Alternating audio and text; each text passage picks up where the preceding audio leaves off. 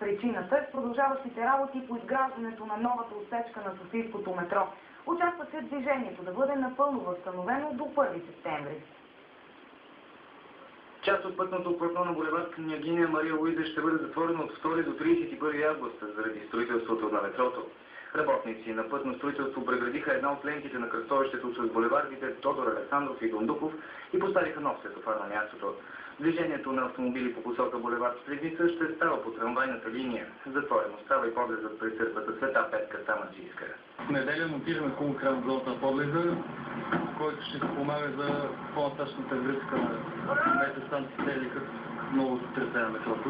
На 1 септември ще бъде отворен булевардът отново.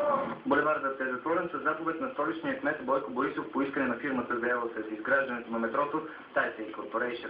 Припомняме, че отсечката от Сум до булевард Драган Цанков, за която отговаря Тайсей, по договор трябваше да е готова до края на 2007 година. За закъснението си японската фирма вече беше глобена от общината с 4,2 милиона долара. Според очакванията, софиянци ще могат да пътуват от Обеля до Младост едва в края на следващата година.